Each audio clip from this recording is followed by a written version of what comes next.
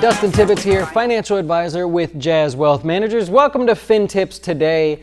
We're just a simple financial advisory firm. We'll work with people of any size, investors of all sizes. Just a company here offering goodwill, and maybe in exchange you'll keep us in mind there at Jazz Wealth. Well, hey, one of the things we do for our customers is we figure out what their number is, meaning I don't care if you want to save $1 million by retirement. Is that like now or in retirement? Do you want to save $2 million, $5 million?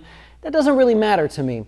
I want to know how much an income do you want to have when you retire? And there's a reason for that, because you have bills to pay now, you'll have bills to pay later. You know your income. If you make $60,000 a year now, you know what that can buy.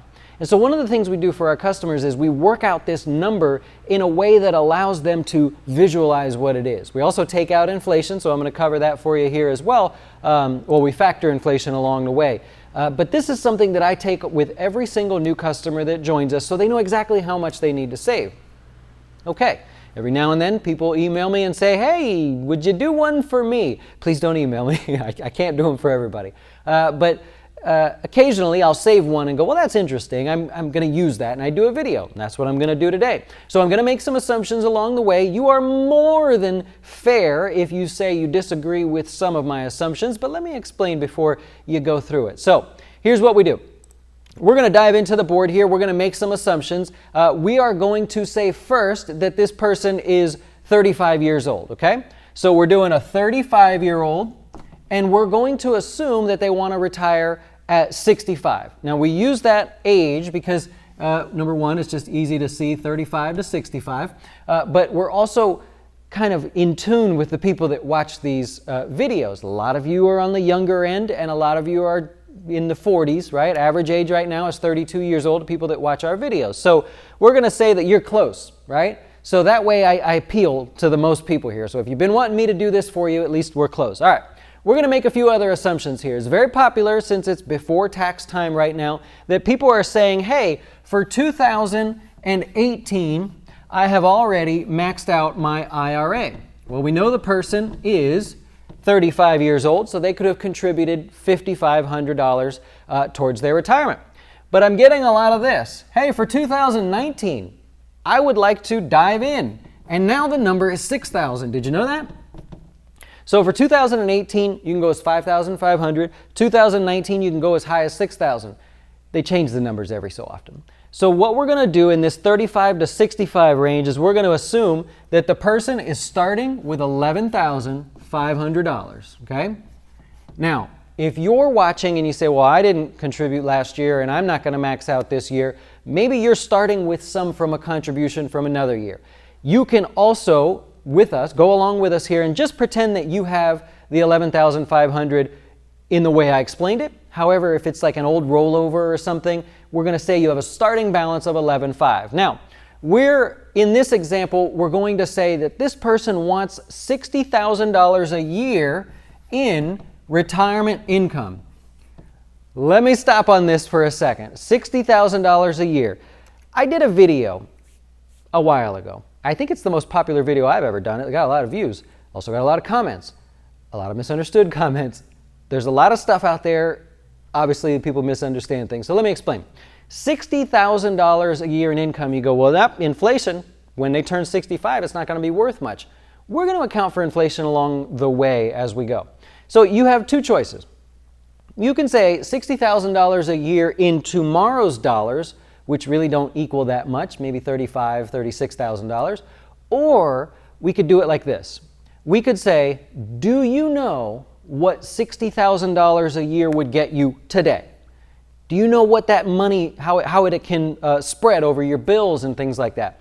We all know what our salary can buy today. Yours may be higher or lower. We'll use $60,000. What we're going to do is we're going to pretend that $60,000 in retirement is the same buying power as right now, because you can visualize that. See, if I tell you you're saving for $2 million in the future, come on, that's like saying for every speck of sand on the world's beaches, that's how many universes there are out there in the various solar systems, huh? Right? You can't figure that out. So if I say, hey, You make $60,000 a year now? Okay, good. Would you like to have that in retirement? Yes. Do you know what $60,000 a year buys me? Yeah, I'm doing all right. I got a little bit of money here. I'm fine. I'm saving. I'm paying my bills. Okay, great. Let's use that going forward. In reality, the actual amount when you get to retirement is going to be closer to 90 that you pluck out of your account. We're just saying 60 right now because we're going to account for inflation along the way. So here's what we're going to do. We're going to say 3% inflation. All right, let me stop on this for a second. 3% inflation. If you disagree with that, totally cool. If you agree with it, that's okay too. What we're doing here is we're saying 3% a year, we're going to increase the amount that we put into our accounts. By doing that, we will offset inflation along the way. I'll cover that in a second. But what we're also doing is we're saying we could wait to see what inflation is trading at before we decide to increase our contribution. I think inflation last year was 2.6. Someone hold me to that. 2.4, 2.6, somewhere in there. So if we assume 3%, we are outpacing inflation, and therefore we don't ever have to adjust our number because we're factoring inflation along the way, okay? So enough of that geeky stuff there. I just wanted to kind of illustrate that. Okay, now we are going to also assume that this person, they've saved 11.5 already. They want 60,000. We're going to assume 3% inflation. We're going to assume that of the 60,000, there we go. Of the 60, we're going to assume that 12 of it is accounted for already. Where's the 12 coming from? That's a lowball estimate on Social Security, right? So you say, I need 60,000 when I retire. I'm expecting at least 12. Also an inflation-adjusted number, all right? So in reality, we are not saving or investing to hit this. We're taking out Social Security. Now, you may have something else. You may say, well, take off 10 for business expenses or royalties or business income, rental income. It could be whatever you like. The point is, this is other income. You have to factor in Social Security. You will have Social Security. Factor it in there, okay? So, let me run through it real quick. So, 35 to 65. We're going to say that they want $60,000 a year in retirement. Of that, they're getting $12,000 a year in Social Security. You know that's low. That's a low ball, and it will be there for you, by the way. Social Security anyways. Okay, 35 to 65, 60,000 a year, 12,000 in Social Security. Inflation, 3%, right? What we're going to do is increase our contributions by that amount each year. We're going to assume that the return rate is 7%, right? A net 7% return, by the way. So don't get me started on that one, but 9.8% is the average return of the S&P 500. With inflation, we're going to say 7, right? So we've rounded up and rounded down in that equation. And so that's our stats there. That's what we got. So if a person fits close to this criteria, how much do they need to save in the first year and then raise it by the rate of inflation every year? Do you know? Well, I do.